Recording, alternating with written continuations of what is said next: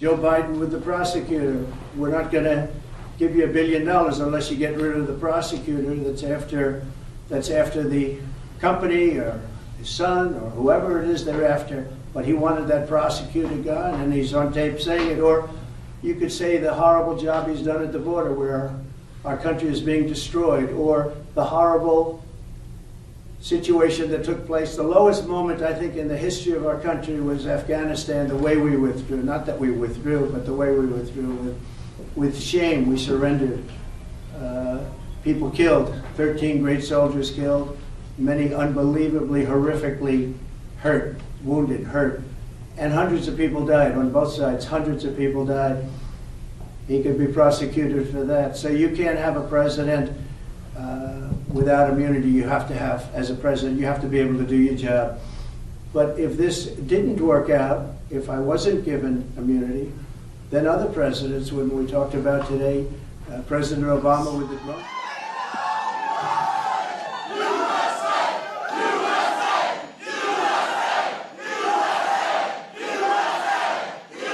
Thank you very much. We're going to take our country back. We're going to take our country back. So sad to see what's happening. Hello, Iowa, and very, very happy New Year. We're going to have a great year. Hopefully, it's going to be one of the greatest years ever. You know why? Because in November, it's going to be big. It's going to be bigger than anything's ever happened to this country. I think it really is of that magnitude, and I appreciate such a big turnout. We come to every little part of this place, and the people are greater and greater every stop, and we want to hit every corner, and we're really honored to see the crowd, that we had the turnout, that we have your incredible people. You built this country. You built this country.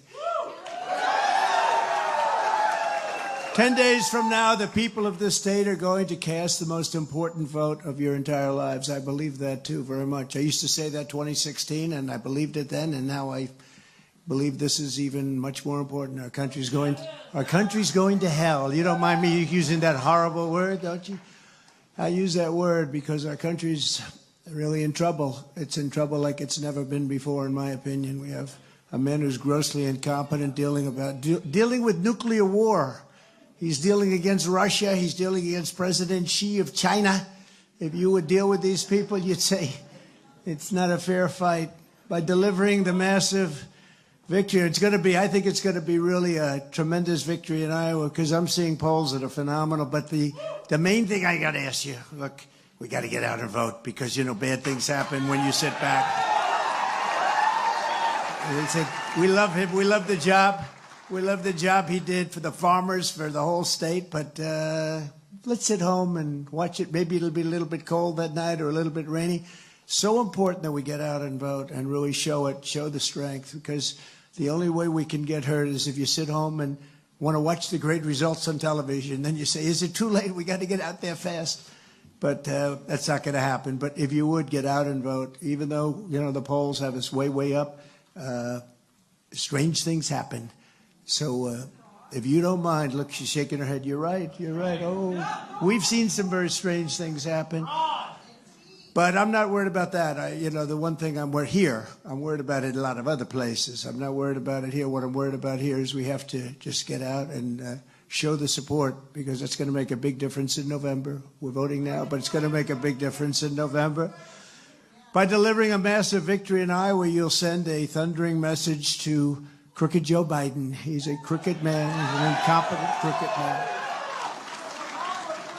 You're going to send it to the fake news media right back there. Oh, that's a lot of press for this corner, this beautiful location. You know, they said, you didn't really have to come here. I said, like hell, I don't have to come here. I have to come here. If I didn't come here, I'd be in big trouble.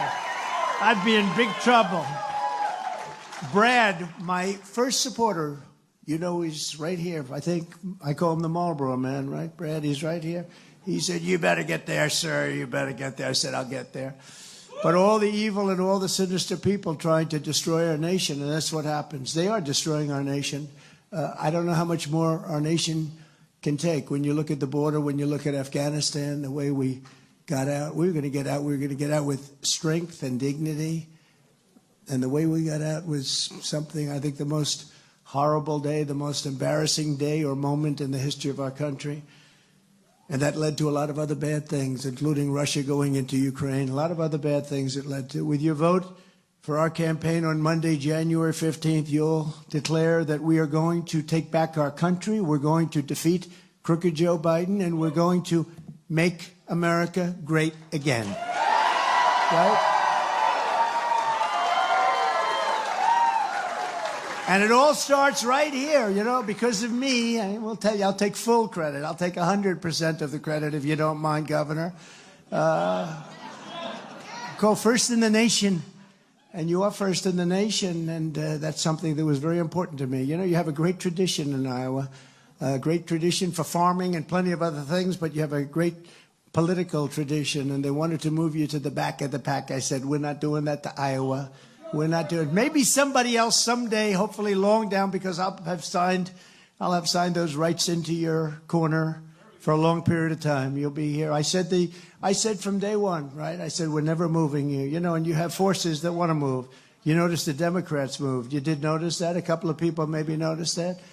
But they moved, but you didn't move because of what I did. It all starts here in Iowa at 7 p.m. on Martin Luther King Day, 7 p.m.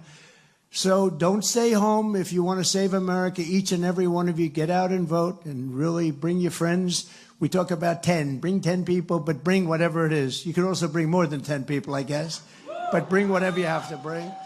Before going further, I want to send our support and our deepest sympathies to the victims and families touched by the terrible school shooting yesterday in Perry, Iowa. To the entire community, we love you, we pray for you, and we ask God to heal and comfort really the whole state and the pain that you have. This is something that's very unique to your state.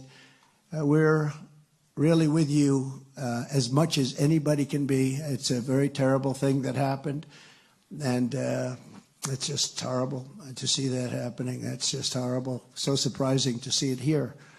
But we have to get over it. We have to move forward. We have to move forward. But to the relatives and to all of the people that are so devastated right now, to a point they can't breathe, they can't live, we are with you all the way. We're with you, and we love you and cherish you. We're also really delighted today to have some of the great endorsers and my great friends, State Senators Lynn Evans, Kevin Allons, Jeff Taylor, and Brad Zahn. I told you Brad was the first one in the nation. He endorsed me 3 months before I ran. Where's Brad? The Marlboro man. Where is he? Where is he? Come here, Brad. Get up here, Brad. Come here. Want to say something? Come on. That was easy to endorse you. And he is the best president of my lifetime. The 47th President of the United States, Donald J. Trump. I said, who's that guy named Brad in Iowa? Because this was 3 months before I even knew I was running. And Brad, I tell you, never once said, I had no idea I was running, Brad. But he said, if that guy in New York wants to run, he's got my endorsement. He's going to do it. He can turn it around. He's the only one I know that can turn it around. And he was actually and I endorse him, he said. I said, that's my first endorsement. So when I finally got to meet him, which was around 2015, so it's a long time already, but a lot of great things have happened, and then we had a lot of bad things happen the last 3 years. A lot of bad things happened. But I was very honored by Brad, and special feeling from him. He's a great person, and he loves this state very much, does a great job. Today, I'm also proud to announce that our campaign has been endorsed by pastors and faith leaders in every single one of the 99 counties. That's almost, I think, a first. Thank you very much. God is with us. I think so, right? Thank you very much. You're great people. That's a great honor. I think that's the first, too. All 99 counties. The stakes for this election could not be higher under crooked Joe Biden. Our borders, if you noticed, and I'm sure nobody's noticed, our borders have been erased. They've been obliterated. We have people coming in, millions and millions of people coming in. They're coming in from prisons. They're coming in from mental institutions. They're terrorists. Millions of people are coming in that shouldn't be here. If you look at the world's, not just the 3 or 4 nations that we think about, whether it's Mexico or any one of the nations, you could also, by the way, we also have a northern border that's not exactly doing too well.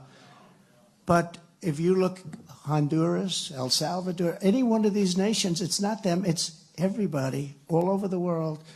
They caught prisoners the other day from the Congo. When I say caught, they catch them and they release them. We used to catch them and release them into Mexico. Do you remember? We released them into Mexico. It was called catch and release into Mexico. And they gave that up. You think that was easy to get from Mexico? No, but they did it. They did it. They did it very gladly. We didn't have to pay. Now